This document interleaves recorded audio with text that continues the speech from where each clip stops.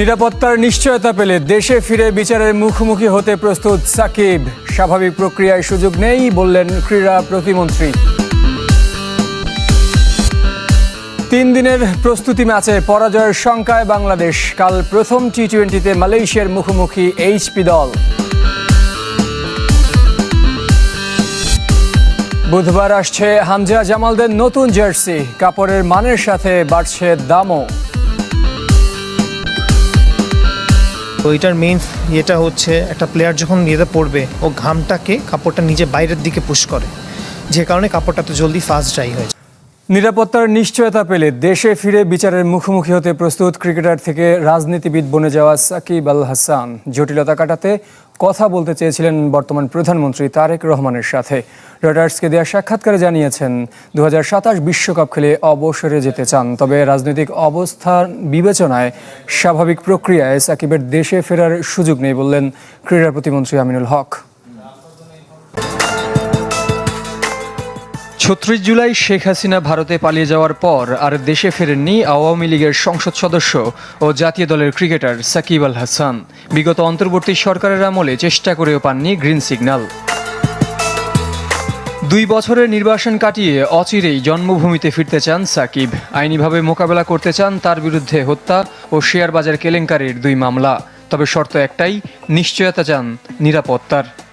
আমি জানি আমি কিছুই করিনি, এগুলো হাস্যকর মামলা। সরকারের কাছ থেকে যদি এই ছাড়পত্র পাই যে আমার নিরাপত্তা নিশ্চিত করা হবে, তাহলে আমি খুশি মনে দেশে ফিরে যাব এবং আদালতে বিচারের মুখোমুখি হব। দিল্লিতে কার্যক্রম নিষিদ্ধ আওয়ামী লীগের ভার্চুয়াল সংবাদ সম্মেলনে যোগ দেওয়ায় ব্যাপক সমালোচনা হলেও তা নিয়ে কোনো অনুশোচনা নেই সাকিবের। রাজনৈতিক নেতা হিসেবে এখনও মানেন স্বৈরাচার শেখ হাসিনাকে।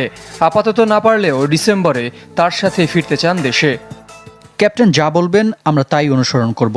আমার মনে হয় তারাই এ বিষয়ে ভালো সিদ্ধান্ত নেবেন এবং আমাদের দেওয়া নির্দেশনা মেনে চলব। বাস্তবতা কঠিন হলেও জাতীয় দলের জার্সিতে মাঠ থেকে অবসর নিতে চান বাংলাদেশ অলরাউন্ডার। খেলতে চান 2027 বিশ্বকাপ। আমি বেশিরভাগ ফ্র্যাঞ্চাইজি লিগেই খেলছি, এখনও খেলাটা উপভোগ করি, ভালো খেলছিও, কিন্তু এই মুহূর্তে বয়স আমার পক্ষে নেই, তাই আমি খুব বেশি দিন অপেক্ষা করতে পারবো না। তবে বর্তমান ক্রীড়ামন্ত্রীর দাবি, রাজনৈতিক অবস্থানের কারণে স্বাভাবিক প্রক্রিয়ায় সাকিবের আর দেশে ফেরার সুযোগ নেই। যে স্বৈরাচারের স্টেজে উঠেছে তার তো আর দেশে আসার সুযোগ আছে বলে মনে হয় না। একজন খেলোয়াড় হিসেবে আমরা অনেক নমনীয় ছিলাম, এখন আর কোনো সুযোগ নেই। সে যদি আসে তাহলে আইনি প্রক্রিয়ার মধ্য দিয়েই আসতে হবে। শ্রীলঙ্কায় বসে রয়টার্সের ভারতীয় সাংবাদিককে দেওয়া সাক্ষাৎকারে সাকিব জানিয়েছেন তার ব্যাংক অ্যাকাউন্ট ফ্রিজ করে রাখায় পরিবার নিয়ে কিছুটা অর্থকষ্টে ভুগছেন। জানাবো বাংলাদেশ দলের অস্ট্রেলিয়া সফরের খবর। 3 দিনের প্রস্তুতি ম্যাচে পরাজয়ে চোখ রাঙাচ্ছে টিম টাইগার্সকে। দ্বিতীয় দিন শেষে 73 রানে পিছিয়ে টাইগাররা। দ্বিতীয় ইনিংসের সংগ্রহ 2 উইকেটে 19 রান। প্রথম ইনিংসে ক্রিকেট অস্ট্রেলিয়া একাদশ 355 রানে গুটিয়ে যায়। বল হাতে দিন আলো ছড়িয়েছেন পেসার হাসান মাহমুদ। 3 দিনের প্রস্তুতি ম্যাচ, প্রতিপক্ষ আনকড়া খেলোয়াড়দের নিয়ে গড়া ক্রিকেট অস্ট্রেলিয়া একাদশ। তবুও দ্বিতীয় দিন শেষে হারের শঙ্কায় টিম বাংলাদেশ। বল হাতে কোরি রৌকি চৌলির পর ব্যাট হাতে ব্যবধান গড়ে দিয়েছেন টিগ উইলি। এই মিডল অর্ডার ব্যাটারের সেঞ্চুরিতে প্রথম ইনিংসে প্রায় 100 রানের লিড নিয়েছে স্বাগতিকরা। 2 উইকেটে 51 রান নিয়ে দ্বিতীয় দিন শুরু করে ক্রিকেট অস্ট্রেলিয়া একাদশ। তখনও 212 রানে এগিয়ে টাইগাররা। জশ ফিলিপকে 24 রানে ফিরিয়ে তৃতীয় উইকেটে 51 রানের জুটি ভাঙেন হাসান মাহমুদ। এরপর শুরু টিগ উইলির প্রতিরোধ। ক্রিজে সঙ্গী বদলালেও বদলাননি তিনি। পেস কিংবা স্পিন সমানতালে সামলেছেন সফরকারী বোলারদের। চতুর্থ উইকেটে জ্যাক ক্লেটনকে নিয়ে 73 আর ষষ্ঠ উইকেটে জ্যাক ডোরানকে নিয়ে গড়েন 167 রানের জুটি।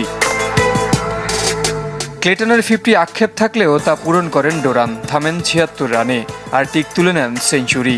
শেষ ব্যাটার হিসেবে আউট হওয়ার আগে খেলেন 130 রানের দারুণ ইনিংস। ক্রিকেট অস্ট্রেলিয়ার লিড ঠেকাতে 7 বোলার ব্যবহার করেন নাজমুল হোসেন শান্ত। ইনজুরির কারণে এদিন বোলিং করতে পারেননি তাইজুল ইসলাম।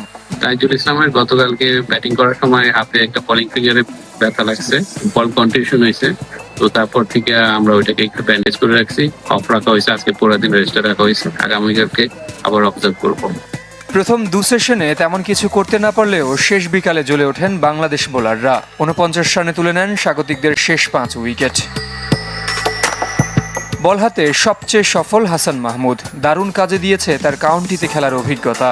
এদিন 3টি সহ ইনিংসে মোট 4 শিকার টাইগার পেসারের, 2টি করে উইকেট নিয়েছেন তাসকিন আহমেদ ও মেহেদী হাসান মিরাজ। চেষ্টা করি যে লাইন মেনটেন করে সুইং যাতে থাকে এবং নতুন বলে যদি আর্লি উইকেট পাই, সো ওই মেন্টালিটি নিয়েই বোলিং করি এবং চেষ্টা করেছি যে সেটা মেনটেন করার।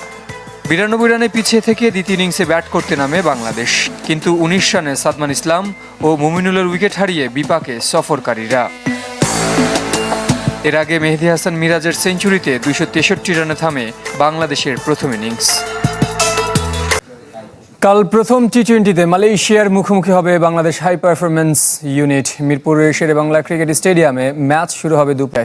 সিরিজ শুরুর আগের দিন দুই দলই অনুশীলন করেছে। হোম অফ ক্রিকেটে প্রায় 3 ঘন্টা নিজেদের ঝালিয়ে নিয়েছেন সাব্বির রহমান, শামীম পাটোয়ারিরা। শক্তিমত্তায় এগিয়ে থাকলেও মালয়েশিয়াকে হালকাভাবে নিচ্ছে না বাংলাদেশ হাই পারফরম্যান্স দল। তবে জয়ের ব্যাপারে আশাবাদী স্বাগতিকরা। আইসিসির সহযোগী দেশটির কোচ ডেভ হোয়াটমোর, যিনি আগে বাংলাদেশেরও কোচ ছিলেন, তার হাত ধরে প্রথমবার টেস্ট জয়ের 7 পায় টাইগাররা। এই ম্যাচ দিয়ে মালয়েশিয়ার হয়ে নিজ জন্মভূমির বিপক্ষে অভিষেক হবে নাজমুস সাকিবের। খুলনায় জন্ম নেওয়া ক্রিকেটার জীবিকার তাগিদে দেশটিতে গেলেও ক্রিকেট চালিয়ে গেছেন। মালয়েশিয়া অধিনায়ক সৈয়দ আজিজ বাংলাদেশেরই একটি পরিবারের জামাতা।